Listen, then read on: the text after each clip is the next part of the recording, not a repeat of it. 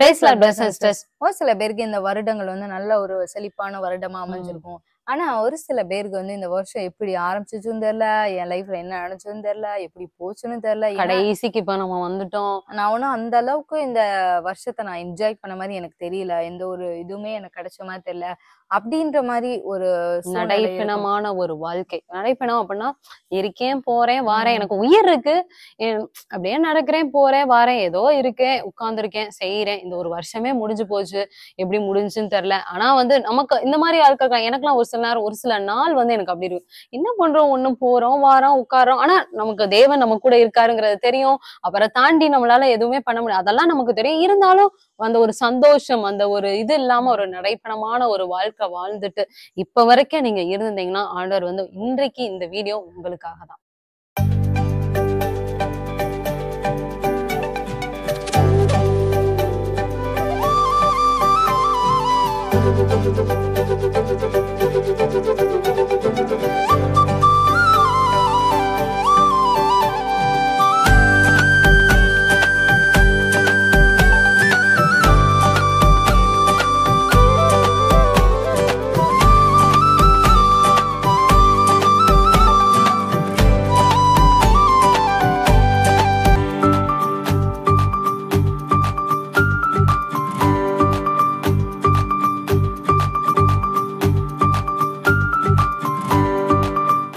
முதலாவது நம்ம ஒரு வசனம் வாசிக்கலாம். நீதிமொழிகள் 13:12. நெடுங்காலமாய் காத்திருக்குதல் இருதயத்தை இளைக்க பண்ணும், விரும்பினது வரும்போதோ ஜீவ விருட்சம் போல் இருக்கும். ஒரு சில பேருக்கு காத்திருந்தே அவங்க நடைப்பின மாதிரி ஆயிருப்பாங்க. எவ்வளவு வருஷங்கள் ஆண்டவரே, நான் வந்து இந்த விஷயத்துக்காக நான் காத்திருக்கிறேன், ரொம்ப வந்து நான் இதாகிட்டேன், நான் இதுக்கு மேல நான் என்ன சொல்றதுன்னே எனக்கு தெரியல, அவ்வளோ நான் காத்திருந்துட்டேன், என் இருதயமே இழைச்சு போயிருச்சு அப்படின்ற மாதிரி வந்து இருக்கலாம். இன்னும் ஒரு சில பேருக்கு வந்து அவங்க வெயிட்டிங் பீரியட் அந்த மாதிரி இல்லாட்டினாலும் அவங்க கடந்து வந்த அந்த ஒரு சூழ்நிலை, அவங்கள இதுக்கு முன்னாடி வந்த தாக்கம், அதுல இருந்து இன்னும் மீள முடியாம வந்து இருக்கலாம். செப்பனியா 3 இருக்கு. இதோ அக்காலத்திலே உன்னை சிறுமைப்படுத்தின யாவரையும் தண்டிப்பேன், நொண்டியானவனை ரட்சித்து தள்ளுண்டவனை சேர்த்து கொள்வேன். ஒரு சில நேரம் நம்ம சிறுமை நாட்கள்ல வந்து வருவோம், நம்மளை சுத்தி எல்லாருமே நம்மளை சிறுமைப்படுத்துற மாதிரி இருக்கும், வார்த்தையினால செய்கையினால சிறுமைப்படுத்துற மாதிரி இருக்கும். நொண்டியானவனை ரட்சித்து தள்ளுண்டவனை சேர்த்து கொள்வேன். யாருமே நம்மளை கண்டுக்காத மாதிரி ஒதுக்கி வச்ச மாதிரி ஒரு நிலைமையில இருக்கலாம். இல்ல நீங்க வந்து ஒரு இழப்பு கூட நீங்க ஃபேஸ் பண்ணிருக்கலாம் இந்த வருஷத்துல, 2023ல 2022ல, இல்ல கொஞ்சம் வருஷமாவே ஒரே இழப்பா எனக்கு வந்துட்டே இருக்கு அப்படின்ற மாதிரி ஃபேஸ் பண்ணிக்கலாம். இல்லைன்னா ஒரு நோயினால வீட்டை விட்டு வெளியே போகாம ஒரே இடத்துல நீங்க உட்காந்துட்டு இருக்கவங்களா இருக்கலாம், இல்லைன்னா வேலை இல்லாம ஒரே இடத்துல உட்காந்துருக்கலாம். ஒரு பப்பட் மாதிரி வந்து ஏதோ இருக்கோ ஏதோ செய்யறோம், இல்லைன்னா யாரோ ஒருத்தவங்க உங்களை எப்ப பார்த்தாலும் யூஸ் பண்ணிட்டே இருக்க மாதிரி இருக்கலாம். அதெல்லாம் பார்த்தோம் அப்படின்னா யாரோ என்ன ஆக்சஸ் பண்ற மாதிரி இருக்கு, நான் வந்து ஒரு இதாவே இல்லை அப்படிங்கிற மாதிரி ஒரு தன்மை கூட இருக்கலாம். ஒரு முறை ஒரு தகப்பன் கூட சொன்னாரு, ஏன்னா எந்த ஒரு தகப்பனுக்கும் வந்து தன்னுடைய மகனுடைய இறப்புன்றது அது வந்து ஒரு தாங்கிக் கொள்ள முடியாத ஒரு வந்து ஒரு விஷயம். அவருக்கு முன்னாடி அவருடைய கையினால தன்னுடைய மகனை வந்து இது பண்றப்ப ரொம்ப ஒரு வருத்தக்கூடிய விஷயம். அப்ப வந்து அவர் வந்து ரொம்ப நாள் ஆயும் அவரால் அதுல இருந்து மீள முடியல. அப்பதான் அவர் சொன்ன, நான் வந்து நடைப்பிணமா தான் இருக்கேன், நம்மளா சூசைட் பண்ணி செத்துட்டோம் அப்படின்னா நரகத்துக்கு போயிருவோம் அப்படின்றதுக்காக நான் வேணும்னே லாரி முன்னாடி அந்த பஸ் முன்னாடி போறது இந்த மாதிரிலாம் நான் பண்ணிட்டு இருக்கேன், அப்படியாவது ஆண்டவர் என்னை எடுத்துக்கொள்ளட்டும் அப்படின்ற மாதிரி நான் ஒரு நடைப்பிணமான ஒரு வாழ்க்கை தான் வாழ்ந்துட்டு இருக்கேன். நம்மளா நம்ம உயிரை எடுத்துக்க கூடாது, அப்படியாவது நம்ம உயிர் போனா போதும் அப்படின்ற மாதிரி ஒரு சூழ்நிலை நான் வாழ்ந்துட்டு இருக்கேன். இன்னைக்கு நீங்களும் கூட அப்படி ஒரு இருக்கலாம். என்ன ஒரு வாழ்க்கை, வருஷம் பிறக்குது வருஷம் போகுது, எல்லாமே போதும். ஆனா எனக்கு என் வாழ்க்கையில மட்டும் ஒரு சின்ன ஒரு துளி அளவு கூட ஒரு மாற்றமோ எதுவுமே இல்லாம இருக்கேன் போறேன் வாரேன் சாப்பிடுறேன் படுக்கிறேன் எந்திக்கிறேன் திருப்பியும் அதே ஒரு இதேதான், அதே மாதிரியே இருக்கே அப்படின்னு நம்ம நினைச்சிட்டு இருக்கோம். ஆனா உங்களுக்கு தான் வந்து ஆண்டவர் சொல்றாரு. இப்போ ஒரு ஜெயில வந்து ஒருத்தவங்களை வந்து அரெஸ்ட் பண்ணி வைக்கிறாங்கன்னு வைங்களேன், அவங்களுக்கு வந்து அந்த ரிலீசிங் டேட் எல்லாம் சொல்லல. அவங்க வந்து அப்படியே அந்த கம்பியை பார்த்துக்கிட்டு கொடுக்குற சாப்பாடு சாப்பிட்டுட்டு இந்த வாழ்க்கை எப்படி இருக்க போதோ அவ்வளவுதான், என் வாழ்க்கையை முடிஞ்சு ஒண்ணுமே இல்லை என் லைஃப்ல, அவங்களாம் ஒரு நடைப்பிணமான ஒரு வாழ்க்கை தானே வாழ்வாங்க. என்னத்தையும் வாழணுமேன்றக்கா கொடுக்குற சாப்பாடை சாப்பிட்டுட்டு அவங்க வந்து அப்படியே நொந்து போயிருப்பாங்க. திடீர்னு ஒரு நாள் காலையில வந்து கதவை திறந்து இன்னையோட அவங்களுக்கு இந்த சிறை வாழ்க்கை முடியுது அப்படின்னு சொன்னா அவங்களுடைய எக்ஸ்பிரஷன் எப்படி இருக்கும்? அதே போலதான் ஆண்டவர் வந்து இன்னைக்கு சொல்றாரு நம்மகிட்ட, அந்த நடைப்பிணமாய் வாழ்ற வாழ்க்கை, அந்த சிறையிருப்பின் வாழ்க்கை வந்து முடிவுக்கு வந்தது.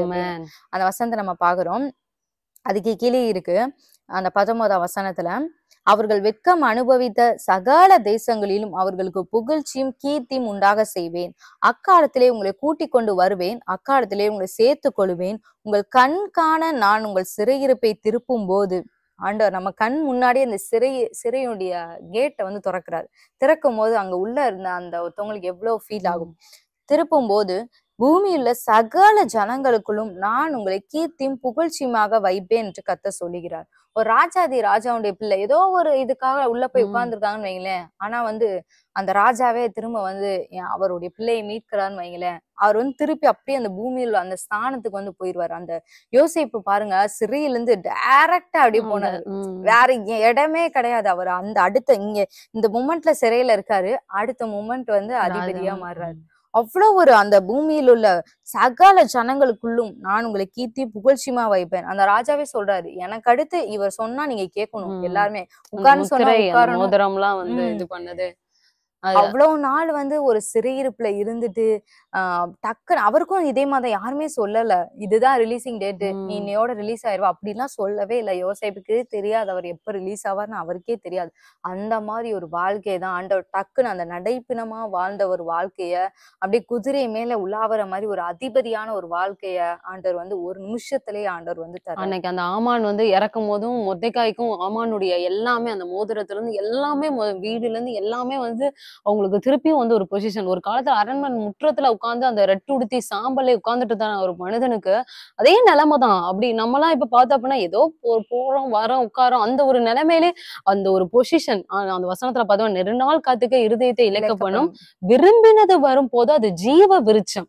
அந்த ஒரு ஜீவ விருட்சம் அப்படின்னாலே பொதுவா நம்ம பைபிள்ல ஜீவ விருட்சத்துக்கே நிறைய ஒரு அர்த்தங்கள் இருக்கு. அது வந்து ஒரு பெரிய ஒரு எப்படி சொல்ல, அது வந்து ஒரு அவ்வளவு ஒரு வித்தியாசம், ஒரு பவர் நிறைந்ததான ஒரு விஷயம் தான் வந்து அந்த ஜீவ விருட்சத்தையே நம்ம பைபிள்ல ஆதியாகமத்துல இருந்து பார்த்தோம், வெளிப்படுத்தலையும் அதை பத்தி நமக்கு நிறைய இருக்கு. அந்த ஒரு அளவுக்கு வந்து ஒரு உற்சாகத்தை கொடுக்கதான் இதான் நம்மளுடைய வாழ்க்கை வந்து மாறும். ஒரு லைஃபே நமக்குள்ள வந்த மாதிரி. இவ்வளவு நாள் நான் லைஃபே இல்லாத மாதிரி நான் இருந்தேன், இப்பதான் எனக்கு ஒரு லைஃபே நான் ஃபீல் பண்றேன், இப்பதான் அந்த உலகத்தையே நான் ஒரு ஃபீல் பண்றேன் அப்படின்ற மாதிரி அந்த ஒரு அந்த இதுதான் அது. நம்ம ஒரு சிறையில இருக்கோம் இத்தனை வருஷம், நமக்கு எப்ப ரிலீஸ் ஆகும்னே தெரியாது. திடீர்னு ஒரு நாள் காலையில வந்து ஓபன் பண்ணி விடுறாங்கன்னு வைங்களேன்.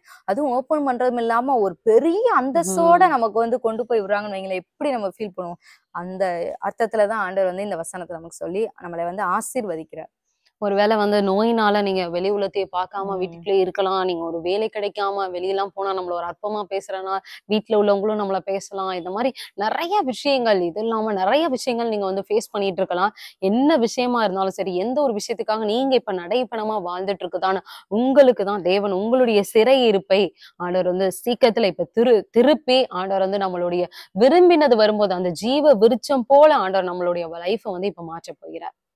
இந்த வீடியோ உங்களுக்கு ரொம்ப பயனுள்ளதா இருந்திருக்கும் அப்ப நாங்க விசுவாசிக்கிறோம். இந்த வீடியோ நீங்க அநேகருக்கு ஷேர் பண்ணுங்க. ஒருவேளை லோ மூமெண்ட்ல இருக்குதான் நிறைய பேருக்கு வந்து இந்த சத்தியம் வந்து அவங்களுக்கு வந்து ஒரு பூஸ்டப்பா இருக்கும் அப்ப நாங்க விசுவாசிக்கிறோம். மீண்டும் அடுத்த ஒரு வீடியோல உங்களை சந்திக்கிறோம். கர்த்தர் உங்களை ஆசீர்வதிப்பாராங்க.